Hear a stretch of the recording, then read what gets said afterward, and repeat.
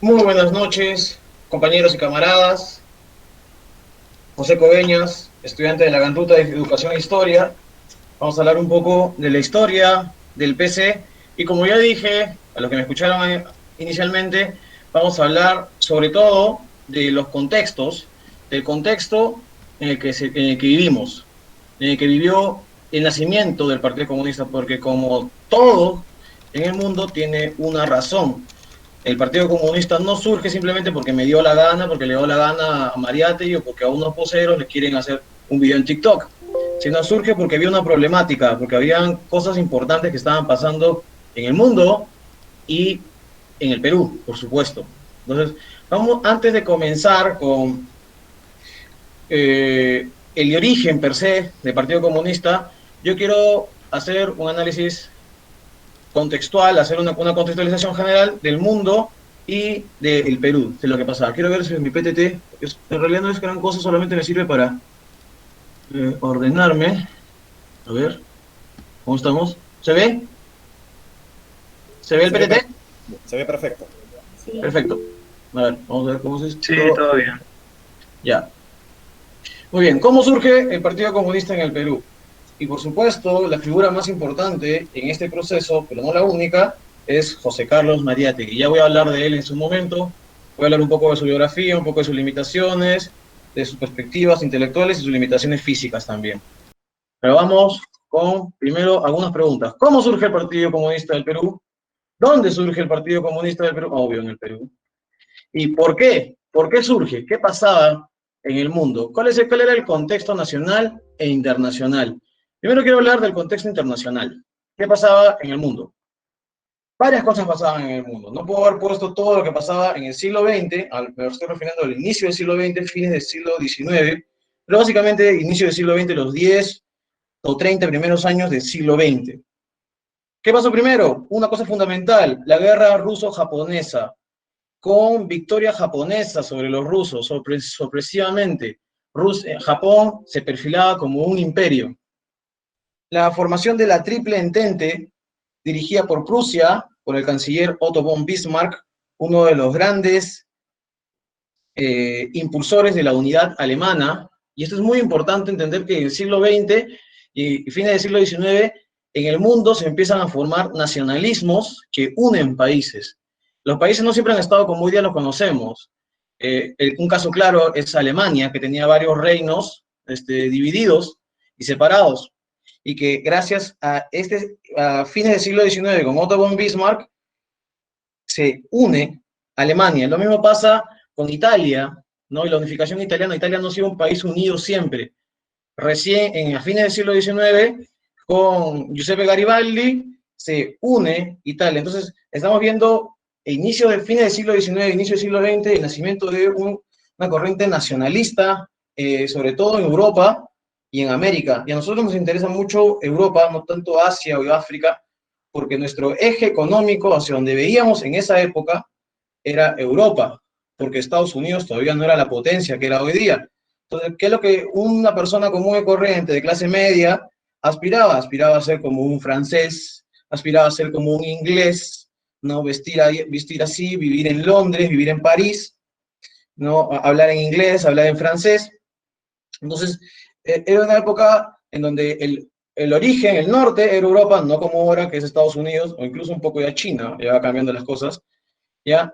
Pero sí quiero que fundamentar esto. Entonces, siglo XIX, siglo XX es un momento en el cual hay nacionalismos y hay esta corriente nacionalista. Y hay muchos cambios, ¿no? La Triple Entente después viene liderada por Prusia, como dije, por el canciller Otto von Bismarck, para poder fortalecer y aislar a otros países que no estaban dentro de la órbita de unidad y de fuerza alemana, ¿no? Querían aislar a Inglaterra, querían aislar a Francia con esta iniciativa de la Triple Entente. Einstein crea la teoría de la relatividad, cambiando paradigmas, cambiando completamente la física newtoniana, ¿no? La teoría de la relatividad cambia muchos preceptos y conceptos en el mundo. Entonces, el mundo estaba cambiando rápidamente en el siglo XX, algo muy parecido a lo que estamos viviendo hoy día, pero con muchas diferencias, ¿no? Un factor importante en el contexto internacional es la Primera Guerra Mundial. La Primera Guerra Mundial, que se da básicamente entre la Triple Entente y los aliados de Gran Bretaña, Francia, Italia, pero no me acuerdo, no. Que termina con la victoria de los aliados y, y sobre todo el empoderamiento o este crecimiento de Estados Unidos como potencia mundial. ¿Y por qué Estados Unidos empieza a crecer como potencia mundial luego de la Primera Guerra Mundial? Porque es un vasto territorio, un país que tiene un vasto territorio, un país que además tiene una gran cantidad de recursos y sobre todo por la crisis y después por la guerra, tiene mucha mano de obra barata, migrante europea, irlandés, italiano, bueno, de muchas nacionalidades empiezan a llegar en gran cantidad a Estados Unidos para poder trabajar. Estados Unidos dispone de mano de obra barata, gran tecnología y gran cantidad de recursos para poder producir. Europa, que estaba devastada después de la Primera Guerra Mundial, le da el pase a Estados Unidos en empoderarse como una potencia industrial. Producía mucho, ¿no? Es incluso en esta época donde Henry Ford desarrolla su método de producción, el Fordismo, que, bueno, los que saben de historia, los que les gustan este tipo de cosas, saben de lo que estoy hablando, que es una forma de producir, o sea, de producir en una fábrica de una manera mucho más eficiente. Entonces, el siglo XX está cambiando muchas cosas, ¿no? Europa deja de ser el centro, Estados Unidos empieza poco a poco a verse el centro, en otros países también empieza a haber revoluciones, como la Revolución Mexicana. Vemos aquí personajes importantísimos como Zapata, Emiliano Zapata y Pancho Villa, ¿no? Dos personajes muy importantes que no voy a hablar hoy día de ellos porque no terminaría nunca esta exposición, pero son dos personajes muy importantes que me encantaría que ustedes por su propia cuenta investiguen qué fue Zapata, quién fue Villa, ambos personajes completamente distintos. Villa incluso un poco, digamos, más bordeando con el bandolerismo, ¿no? Es el único personaje, o el único, es uno de los pocos personajes, creo que es el único en verdad, que logra invadir territorio norteamericano, ¿no? Y no lo matan, se regresa a México. Era un bravo, ¿no? Villa. Bueno, entonces, el panorama en el mundo estaba bien convulsionado. Los movimientos nacionalistas en Alemania, en Italia, digamos que también en México, y vamos a ver también que en Perú, con sus propias características, empiezan a surgir. Esta idea de formar una nación. ¿Por qué? Porque los capitales requerían meter sus inversiones en diferentes países y los países también querían proteger a sus propios capitales, a su propio mercado. Por eso empieza a darse este contexto en un capitalismo que ya va desarrollándose más, ¿no? Por supuesto, la Primera Guerra Mundial, ya lo puse, Primera Guerra Mundial. A partir de la Primera Guerra Mundial y de la Segunda Guerra Mundial, mejor dicho, a partir de la Segunda Guerra Mundial, a partir de la Primera Guerra Mundial surge la Revolución Rusa y a partir de la Segunda Guerra Mundial nace la Unión de Repúblicas Socialistas Soviéticas. Ya hay más de un solo contexto, ya hay más de una sola potencia en el mundo. Ya la Segunda Guerra Mundial además también termina de ordenar el mundo de una manera distinta. Ya no habían varios imperios, sino solamente dos grandes potencias, que termina siendo Estados Unidos y la Unión de Repúblicas Socialistas Soviéticas, o la Unión Soviética. Otra cosa importante para tener en cuenta en el contexto internacional en el que se desarrolla el Partido Comunista en Perú en el inicio del siglo XX es la fundación de la Tercera Internacional después de la Segunda Guerra Mundial. ¿Qué fue la Tercera Internacional o qué era una internacional? Una internacional era una gran organización de todos los partidos comunistas del mundo, organizados y dirigidos con un buró político, con una dirigencia y con una cabeza.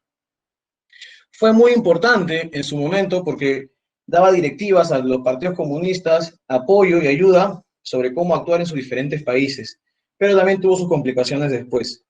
Entonces, volviendo al contexto internacional, ¿no? Vemos que el inicio del siglo XX el siglo XX es un siglo muy convulsionado. Hay guerras, hay muchos cambios de órdenes, hay nacionalismos, surge una nueva forma de gobierno, que es el socialismo, ¿no? Porque a pesar de que no era tan nuevo, porque ya Marx en algunos siglos atrás ya lo había propuesto, en la Unión Soviética es la primera vez que se aplica, tal cual, ¿no? Entonces, eh, los peruanos que vivían entonces ven un poco de esto. Claro, no había internet como hoy día que pasa algo en China, inmediatamente lo estoy sabiendo, ¿no? O pasa no, cualquier cosa en cualquier sitio y ya lo puedo saber. Acá demoraba mucho más la información en llegar y sobre todo llegaba más a los puertos, ¿ya? Ahora, cuando llega el contexto nacional voy a hablar de eso. Sobre todo los puertos, como por ejemplo el puerto de Callao, eran los lugares donde se concentraban las mayores noticias de Europa, de Estados Unidos, qué estaba pasando y las nuevas ideas también. Es por eso que en los puertos son los primeros levantamientos y las primeras reflexiones también sobre, sobre la explotación y sobre cómo se estaba dando el sistema actual en este momento. Entonces, hasta aquí más o menos un poquito hablamos del contexto internacional, qué pasaba en el mundo.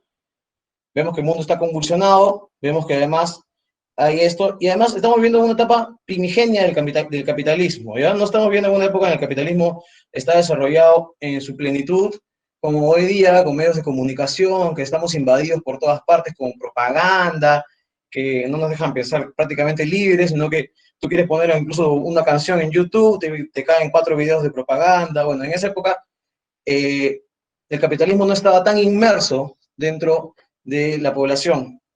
Pero, y así como no estaba tan inmerso, también el Estado tenía menos perspectiva sobre cómo accionar o cómo limitar al capitalismo. Tanto así de que vemos que en el Perú, el capitalismo que se empieza a desarrollar con la República Aristocrática, y hablaré de eso, es un capitalismo bien despiadado, bien salvaje. Algunos dicen que es un feudalismo, pero yo voy a explicar de que no, que la República Aristocrática en el Perú, fines del siglo XIX, inicio del siglo XX, hasta Leguía, ¿no? O sea, desde Manuel Pardo hasta Leguía, si bien es cierto fue un gobierno oligarca, ya explicaré también qué es eso, no fue un gobierno feudal. Voy a explicarlo eso en su momento.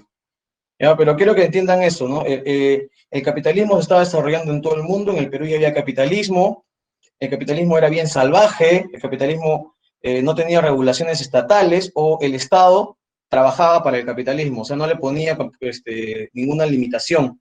Entonces los obreros eran muy, pero muy explotados, ¿no? Casi a punto de esclavitud. Y eso ya hablaré cuando hable de contexto nacional. Pero esto pasaba en el mundo. Habían guerras, había cambio de mentalidad, había cambio de la física, eh, había nuevas formas de gobierno, había movimientos nacionalistas, y en todo este contexto, con todos estos objetivos, nace el Partido Comunista en el Perú. Pero vamos al contexto nacional. ¿Qué pasaba en el contexto nacional? No voy a hablar de la República Aristocrática. Para entender a la República Aristocrática, que básicamente es una etapa que le llama así nuestro historiador, ¿cómo se llama? El historiador Basadre, Jorge Basadre llama a esta época en la que prácticamente todos los gobernantes fueron del partido civilista, el partido civil, ¿ya? Entonces todos los gobernantes fueron civilistas. ¿Qué sucedía? Después de la era de Guano y Salitre y después de la guerra con Chile, el Perú queda devastado. El Perú queda devastado y sobre todo hay una reflexión, ¿no? Que todo el dinero del Guano y Salitre nunca se utilizó para desarrollar el Perú, sino simplemente se malgastó y se malgastó y se malgastó y se siguió malgastando. Entonces, algunos empresarios o digamos la clase burguesa nacionalista, la clase burguesa nacionalista que ve que eso está mal y que tiene que cambiar, empieza a proponer otras cosas y sobre todo modernizar a la producción. La era del guano de Salitre se bastó porque en vez de utilizar el dinero para modernizar la producción y seguir avanzando en el desarrollo nacional, se malgastó, se malgastó, se malgastó, se malgastó, se malgastó, incluso decían que traían aire de los Alpes en frascos, ¿no? En botellas y lo vendían como aire, bueno, no sé. ¿Ya? Entonces, la era del guano de Salitre fue un malgasto. Entonces, la República Aristocrática, que es básicamente es impulsada por Manuel Pardo, un oligarca, pero que a diferencia de los oligarcas de la era del guano de Salitre, este tipo ve la necesidad de modernizar sus haciendas y hacer otra forma de producir. Entonces, cuando se empieza a producir algodón, azúcar, y es cuando también en el sur los empresarios extranjeros empiezan a desarrollar las casas comerciales de lana, que básicamente eran casas, como nosotros sabemos, en el sur andino, Puno, Huancavelica, qué sé yo, hay muchas alturas y muchos pastizales. Gracias a esto, el pastoreo, o sea, criar vicuñas no se crían, perdón, criar alpacas, criar llamas para utilizar su lana, y de repente también su carne, se hizo muy importante, sobre todo para las casas comerciales extranjeras inglesas. Entonces los ingleses habían puesto sus intereses en el sur peruano, mientras que los empresarios modernos, aristócratas, digamos, entre comillas, oligarcas, empezaban a desarrollar sus haciendas agroexportadoras y empezaron a tener diferentes tipos de formas de embaucar a los trabajadores. Mejor dicho, mejor dicho, pagarles menos de lo necesario para que ellos puedan seguir llevándose dinero encima. Entonces, ¿qué es lo que hacían? Ellos se enganchaban. Los hacendados azucareros, ¿qué es lo que hacían? Prestaban dinero a los trabajadores, pues, hacían un sistema de enganche que no voy a explicar porque no va a terminar nunca, mejor. Ya, pero sí tenían, disculpa, estoy en contexto nacional. Ah, ¿se movió? Oh, oh, qué raro. Ahora estoy, ya, bien, ya, contexto nacional entonces. Ya, como le decía, importante, estamos en el Partido Civilista. Ahí me perdí. Ya, entonces los hacendados tenían una forma de enganchar a los trabajadores y cada vez pagarle menos y tenerlos de manera de esclavos. Entonces empiezan a nacer formas distintas de organización. Recordemos que hasta antes de estas nuevas haciendas modernas agroexportadoras, los campesinos peruanos vivían separados y vivían en las zonas altas del Perú. Gracias a estas haciendas agroexportadoras, bueno, gracias entre comillas, a estas haciendas agroexportadoras, ¿qué sucede? Los campesinos tienen que bajar a la costa y trabajar en grandes haciendas. O sea, ya no están aislados, sino están una familia por acá, otra familia por allá, sino ya hay concentración de trabajadores. Y entonces es en este contexto, en el contexto de la República Aristocrática, de la oligarquía, en el cual empieza a nacer el movimiento obrero. Quien te diga que en el Perú nunca existió un movimiento obrero es un mentiroso. Existía movimiento obrero, pero no un movimiento obrero quizá como en Inglaterra, en Liverpool, quizá no como en Estados Unidos, donde había manufacturas, fábricas que trabajaban telas. No, acá había un movimiento obrero más ligado a la agroexportación de azúcar y de algodón. Y en el sur andino, las casas comerciales de lana, sobre todo los ingleses. Entonces, el Perú vivía un contexto así. Les dicen que el Perú era un país feudal en el siglo XIX, en el siglo XX. Quizá en el siglo XIX puede ser, pero en el siglo XX ya no. Había relaciones feudales, los oligarcas a veces eran muy explotadores, los oligarcas y los gamonales eran muy explotadores hasta el punto de vista de ser de la semi-esclavitud, pero ya la forma de trabajo ya no es como un feudalismo, ya no es una hacienda común, ya son grandes centros productivos y eso genera, o sea, los trabajadores están juntos y eso genera una conciencia distinta en los trabajadores empiezan a formar una conciencia distinta, ya que están juntos, ya que pueden conversar, ya que pueden decir, oye, somos la fuerza, ya no estoy aislado. Es por eso que en este siglo XIX es importante entender eso, porque nace la clase trabajadora, ¿no? ¿Gracias a qué? Gracias a la República Aristocrática, a Manuel Pardo, que comienza con Manuel Pardo, un empresario próspero que lucha por modernizar las haciendas, sobre todo el Perú, y bueno, durante todo este contexto empieza a avanzar. Y ya hay las primeras huelgas. La huelga de jornaleros, que si no me equivoco fue en el año 1906 o 1909, en el Callao, durante el gobierno del presidente Candamo, Manuel Candamo, otro presidente del Partido Civil, aristócrata también, entre comillas, uno de los hombres más ricos del mundo, de Perú en ese momento. La huelga se dio porque los jornaleros querían menos horas de trabajo y que se les pague un jornal más justo. Como siempre fue reprimida y bueno, las cosas fueron cambiando poco a poco. Como digo, nace la clase obrera, en este inicio del siglo XX nace la clase obrera, y bueno, todo el siglo XX, no, todo el gobierno de los partidos civilistas, desde Manuel Pardo, Candamo, son cuatro, si no me equivoco, cinco presidentes, no lo tengo claro. Los gobiernos de estos presidentes civilistas, básicamente, se centraron en apoyar a la agroexportación y a los capitales ingleses y algunos franceses.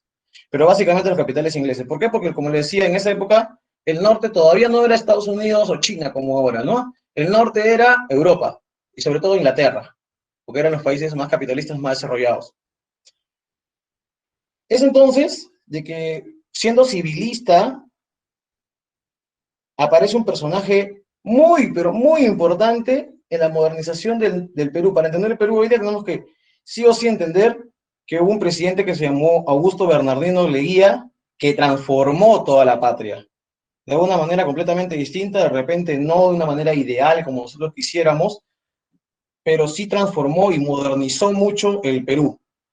Hasta entonces, el Estado peruano servía como un chulillo, por así decirlo, de las grandes haciendas agroexportadoras y de las casas comerciales inglesas. Es con Leguía con el que el Estado peruano empieza a agarrar más institucionalidad, empieza a fundamentar sus bases, tanto judiciales, tanto políticas, empieza a dividir mejor los militares, empieza a modernizar el país, es el primero que empieza a construir carreteras y a traer carros, celebra dos centenarios de manera muy pomposa, o sea, y muestra al Perú de una manera completamente distinta. El primero es el centenario de la independencia, y el segundo es el centenario de la guerra de Ayacucho, de Junín y Ayacucho, sino sí, de Junín y Ayacucho. Hace dos celebraciones enormes, entonces muestra al Perú como una vitrina para que los grandes nuevos capitales, que eran los norteamericanos, que empezaban a surgir, puedan venir e invertir acá en el Perú. Entonces, Leguía cambia el norte del Perú, mientras que para los gobernantes civilistas anteriores a Leguía, el norte del Perú era Inglaterra. Para Leguía cambia esto y ve a Estados Unidos. Incluso hace calles, diseña calles en Lima a manera idéntica como una calle norteamericana, como ustedes podrán, como los que viven en Lima, podrán ver la avenida Arequipa, que es una avenida grande ¿cómo se llama? Con árboles al medio, muy frondosa, a manera de una calle norteamericana moderna, ¿no? Leguía cambia entonces muchísimo, muchísimo el, el panorama nacional de todo esto, ¿me entienden? Cambia el panorama nacional, el norte del Perú, moderniza el Perú y hace muchas cosas. Y es muy importante Leguía, ¿por qué? Porque además, gobernó 11 años, así como Fujimori, pero es muy importante Leguía porque no fue un militar. Dio un golpe de Estado, dio el golpe de Estado al presidente que le precedió para poder asegurar y que no le hagan la camita, por decirlo, para que no lo puedan sacar. Dio un golpe de Estado, pero fue un presidente democrático. O sea, no fue un presidente asesino, no mató a miles de campesinos. Bueno, sí en la selva, con las concesiones para el caucho, quizás sí, pero no directamente Leguía, sino sus concesionarios.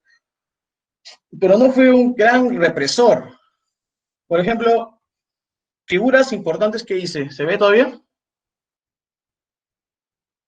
Hoy no sé qué hice. Bueno, figuras importantes del momento, eh, como por ejemplo José Carlos Mariátegui, que ya empezaba a escribir y que era un poco crítico de Leguía, o Víctor Raúl Allá de la Torre, que ya era dirigente de la FEP, sí, ya la FEP ya existía. Si no me equivoco, Víctor Raúl Allá de la Torre fue el segundo presidente de la FEP, o el primer presidente de la FEP, de la Federación de Estudiantes del Perú. Ya empezaban a hacer incidencia, o sea, hacer crítica a Leguía. Entonces Leguía, ¿qué decide? A diferencia de otros presidentes, que quizás si hubiera sido Sánchez Cerro o si hubiera sido Óscar R. Benavides, los hubieran fusilado, ¿no? Y los hubieran enterrado en una fosa común. Lo que hace Leguía es enviarlos con una especie de beca, por así decirlo, a Mariátegui lo envía a Italia y Europa, y a Aya de la Torre lo envía a México. Fue una beca ficticia, ¿no? En verdad, lo que querían era deshacerse de estos personajes y de otros personajes también, pero no los mató. Entonces, por eso es un personaje bastante interesante, Leguía. Y bueno, es bien penoso el final también de este, ¿no? Que es un presidente que moderniza y cambia todo el Perú y bueno, muere en prisión, ¿no? Ahorita un segundo, no sé qué he hecho acá. No sé qué hice. Bueno, sigo. Entonces, el oncenio de Leguía hace todo esto, y dentro del oncenio de Leguía, por las libertades que se dan, también surgen los nuevos líderes como Aya, Mariátegui, y bueno, otros líderes después, como por ejemplo, se me fue de la mente ahorita, Andrés Belaunde, ¿no? También un teórico de la centro derecha, un teórico liberal de centro derecha, nacen en este contexto, ¿no? Y bueno, el Partido Comunista tenía este ambiente. Por cierto, también en las huelgas anteriores ya surgió un personaje muy importante cuyas ideas van a ser también que van a influenciar mucho en José Carlos Mariátegui y también en Aya La Torre, que es este anarquista, ¿cómo se llama el anarquista? Oh, se me fue la mente, se me fue la lengua, que hace páginas libres, que escribe páginas libres, ¿cómo se llama? Se me fue la mente, ustedes saben. González Prada. González Prada. Sí, muchas gracias. Gracias. Manuel González Prada, quería hablar de él también un poco, como porque también es una de las bases del pensamiento de Mariátegui, más adelante, perdón. No. Es base del pensamiento de Mariátegui. Manuel González Prada fue una persona adinerada por estudios y sobre todo porque tiene mucho contacto con el... Me habló me sacaron la idea. Por estudios y por el contacto que tiene con los muelles, y porque es una persona bastante particular, bastante leída, empieza a reflexionar sobre el futuro del Perú, sobre cómo habíamos perdido la guerra con Chile, es muy crítico de la guerra con Chile, Manuel González Prada, y algunos le dicen que es el primer anarquista peruano. Yo no estoy muy de acuerdo con eso. Yo diría quizá que es un teórico, uno de los primeros teóricos nacionalistas, porque ya propone una forma de Perú, una forma de nación. No es un anarquista per se, no es un pata que dice odio el Estado es lo peor, pero sí es un gran crítico del Estado corrupto peruano. Pero es muy nacionalista en el sentido de que los valores nacionales que debe de formarse, y eso en parte también adoptará más adelante José Carlos Mariátegui, poco a poco. Ahora voy con nuestro José Carlos. ¿Se ve? Ojalá. Ya, José Carlos Mariátegui. Sí. Podría hablar mucho de él. Recomiendo un libro que se llama, de Alberto Flores Galindo, que se llama La agonía de Mariátegui, que es un libro, no es una biografía, pero analiza la última parte de la vida de José Carlos Mariátegui y su lucha ideológica con el resto del marxismo en el mundo. Voy a hablar eso poco a poco. El primero, José Carlos Mariátegui fue un joven con bastantes problemas físicos. Para comenzar, tenía polio, o sea, no se podía mover fácilmente con sus piernas. Es más, en un momento termina postrado, completamente postrado, sin poder caminar. Entonces, además era una persona enfermiza. Su madre trabajaba en la clínica Maison de Santé, una clínica de monjas francesas. Y monjas francesas e italianas, creo. Y gracias a esto, José Carlos Mariátegui aprende a leer y escribir, porque estaba postrado en la clínica, y las monjas les enseñaron a leer y escribir, les enseñaron francés, me parece que también aprendió italiano, no estoy seguro. ¿Ya?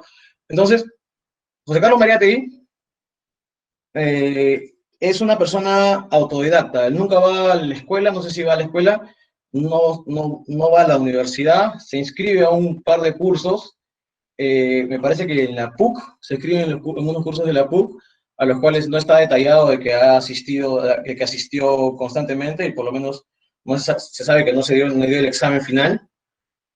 Eh, es un, es un intelectual 100%, por así decirlo, autodidacta.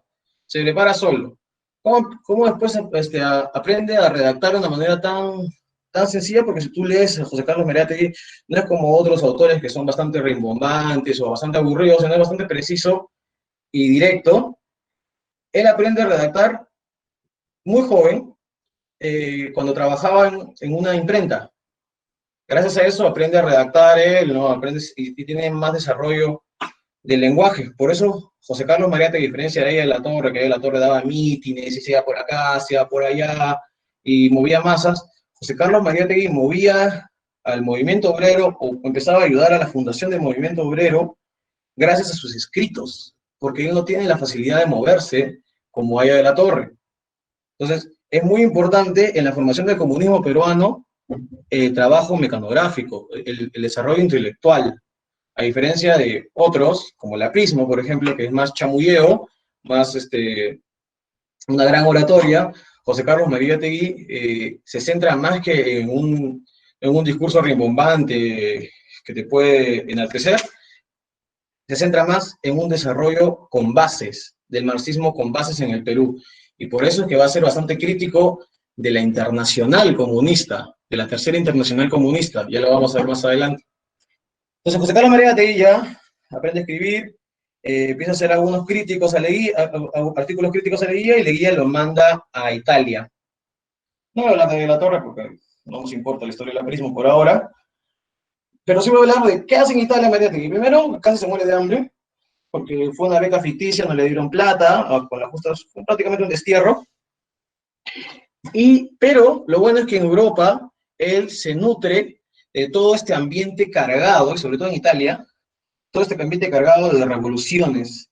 Ya la Unión Soviética existía, entonces mucha gente a lo largo de todo el mundo, no solamente en Europa, sino también en Estados Unidos, se estaba moviendo la fiebre del socialismo, de una sociedad más igualitaria, una sociedad más justa. En todo el mundo está moviendo eso, y por supuesto Mariátegui va al centro de todo esto, que es Europa. Y en Europa él observa la formación del Partido Comunista Italiano, un partido comunista sui generis, dicho sea de paso, un partido comunista bastante distinto, que tiene una figura intelectual muy importante, que tiene muchos parecidos con José Carlos Mariátegui. Me refiero a Antonio Gramsci, también una persona enfermiza, postrado, y que después muere en la cárcel, pero de un nivel intelectual y académico impresionante. Si tienen la capacidad de poder revisar sus obras, algunas de ellas están en internet.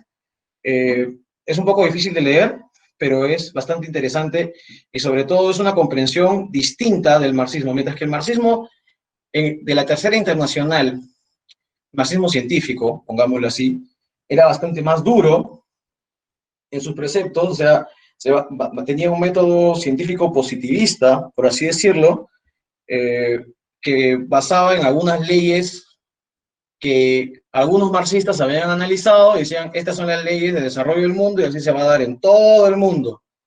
Y querían aplicar eso de manera mecánica en todo el mundo. La Cominter, o sea, la Tercera Internacional, proponía eso todo el mundo, y para eso también apoyaba a los diferentes partidos comunistas a que hagan la revolución como se dio en Rusia, o como lo dice Marx, en teoría, entre comillas, ¿no?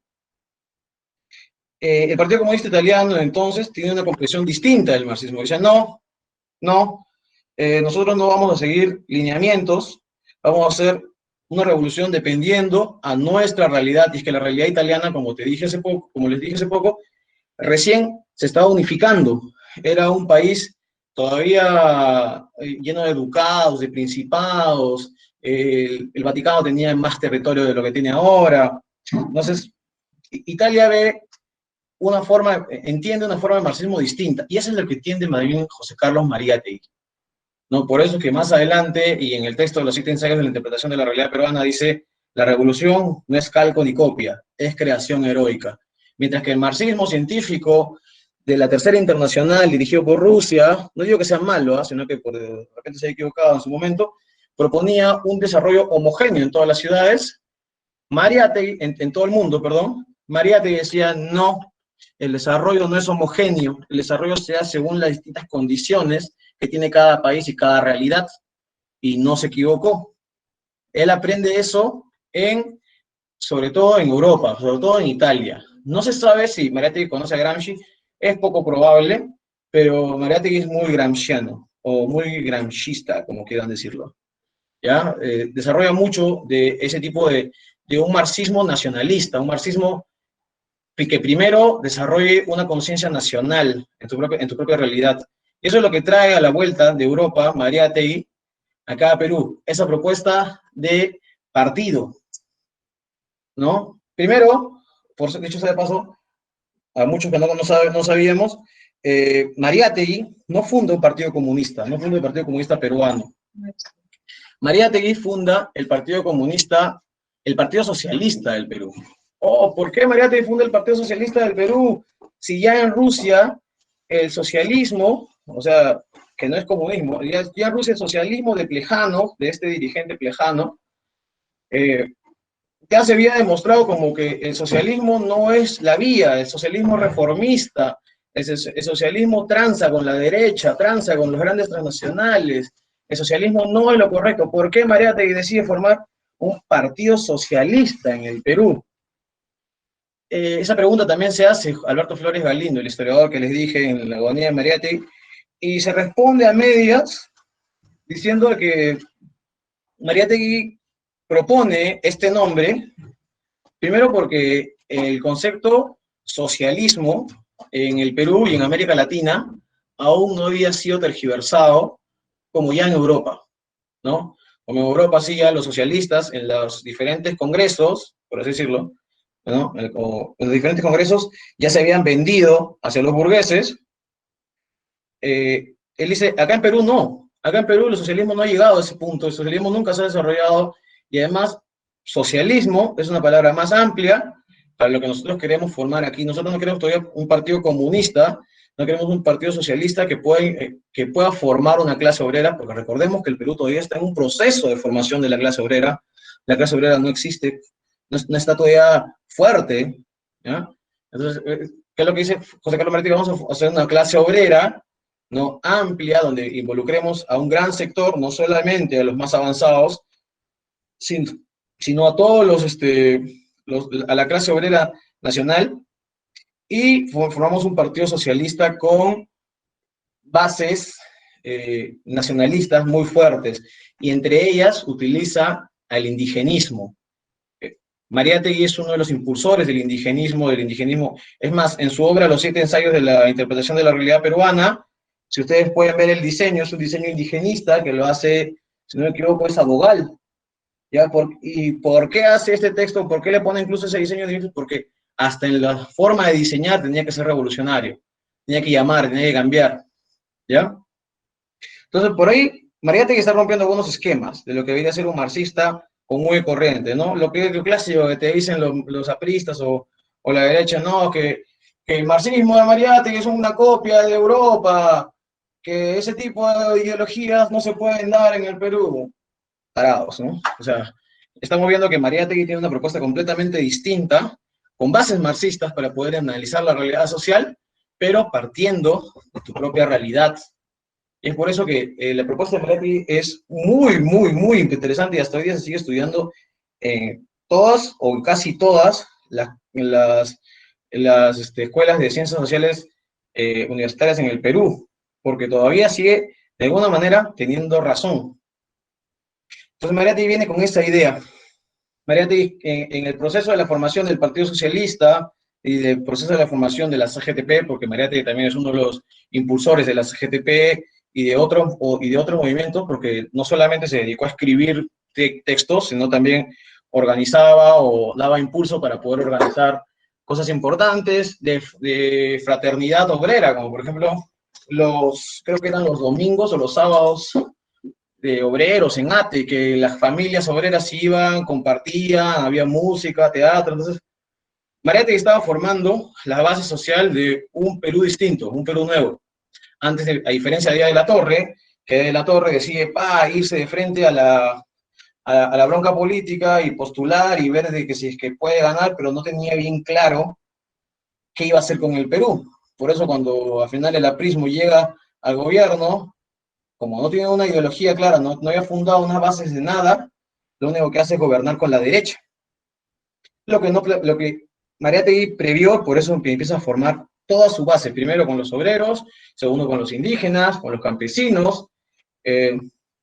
O sea, Mariátegui no era una persona simple, no era un soñador que estaba en el aire y que solamente se dedicaba a escribir libritos de interpretación. No. O sea, él, a pesar de sus limitaciones, estaba comunicándose con todo el mundo y viendo cómo organizar, cómo poder ver, cómo poder formar este nuevo Perú, digámoslo así, ¿ya? Bueno, entonces, Mariátegui viene con esta idea, empieza a fundar esto y escribe los 7 ensayos de la interpretación de la realidad peruana. Este es un texto bastante controversial en su momento. Y voy a explicar por qué. Porque el marxismo, el materialismo dialéctico que proponía la Tercera Internacional, dirigida por Rusia, por Moscú, era un materialismo dialéctico, o sea, el método de estudios para entender la realidad del mundo, se llamaba materialismo dialéctico. ¿Ya? Y supuestamente los teóricos rusos extrajeron este materialismo dialéctico, que es este método de comprender la realidad, lo extrajeron de los textos de Marx y de Engels, supuestamente. Bueno, en verdad es una tergiversación de los soviéticos, ¿no? Estas supuestas reglas para entender la realidad social, ¿ya? Entonces, los soviéticos proponen un método científico bien ajustado, que dice la realidad es esta, ¿no? Los obreros evolucionan de esta, no, las sociedades evolucionan de esta forma, ¿no? Primero son sociedades primitivas, después es la familia, después viene el feudalismo, no, perdón, las sociedades primitivas, el esclavismo, no, sociedades primitivas, barbarie, esclavismo, feudalismo, capitalismo y socialismo. Esa es la línea en la que van a desarrollar los países y las realidades para llegar hacia el comunismo, decían ellos, ¿no? Y para esto hay un método científico que nosotros tenemos que aplicar y que no tiene fallas, supuestamente, según los soviéticos. Entonces, dentro de lo científico, como todo es objetivo, todo lo subjetivo, ¿no? Objetivo me refiero a todo lo que tú puedes comprobar, y lo subjetivo es todo lo que tú puedes pensar. Todo lo subjetivo está fuera de plano, porque a mí solamente me interesa el objetivo y cómo voy a llegar, porque este método es objetivo, es científico y es correcto. ¿Qué te dice este método científico objetivo y correcto? Que los ensayos, ¿saben lo que es un ensayo? Un ensayo es una interpretación que uno tiene. O sea, si hago una interpretación es subjetiva. ¿Cómo voy a hacer una interpretación subjetiva de una realidad peruana cuando existe una realidad objetiva según los soviéticos? ¿Me dejo entender? ¿Sí? ¿No? Hasta aquí me dejo entender con esto, con la polémica que se Sí, da con Mariátegui y con sí, el resto, sí, claro. con la internacional, ¿no? Ya, bacán. O sea, Mariátegui se pelea con la internacional porque la internacional dice, utiliza este método científico objetivo, y Mariátegui escribe un libro que dice 7 ensayos de la interpretación, o sea, un libro subjetivo. Y la internacional, la Tercera Internacional, le da con palo. ¿Sabes qué? Mariátegui, ¿cómo puedes haber escrito un libro subjetivo? Esto no tiene nada que ver con el marxismo, estás hablando de los indígenas, cuando los indígenas no tienen nada que ver, nosotros como comunistas, como socialistas, nos interesa la clase obrera, no nos interesan los campesinos, no nos interesan los indígenas, entonces, ya pues, me dicen que ajuste, ya. Entonces, va por ahí. Mariátegui se pelea con la Cominter y Mariátegui funda una forma distinta. No es como el maoísmo, ¿no? No, completamente distinto al maoísmo. Mariátegui funda una cosa, esa nueva forma de pensamiento, pero la Cominter, la internacional, le dice, ¿sabes qué? No, tú estás mal, y los ánimos y la salud de José Carlos Mariátegui se van degradando tanto así de que él, después de este chanque general que le hace la Cominter a Mariátegui, él decide dejar de lado el Partido Comunista a otra persona que se llamó Eudosio Rabines, que después sería un traidor del partido. Este Eudosio Rabines sí era un materialista dialéctico formado en Rusia, completamente objetivo, por así decirlo, y cambia mucho de la forma de trabajo y las perspectivas del Partido Socialista, tanto así que cambia incluso el nombre, ya no se llama Partido Socialista, se llamó Partido Comunista del Perú, y deja de lado esta amplitud que tenía Mariátegui de tener intelectuales, tener obreros y tener campesinos, y se centra básicamente en el movimiento obrero. Entonces, es entonces que el Partido Comunista, ya fundado como Partido Comunista, empieza a perder relevancia a nivel nacional y el APRA empieza a ganar mucho más importancia en el ámbito político peruano. Tanto así que los comunistas ya no somos los perseguidos, sino los perseguidos fueron los apristas, porque los comunistas dejaron de ser importantes, su perspectiva dejó de crecer. Y bueno, ya hasta aquí quería continuar con la historia de la fundación del Partido Comunista.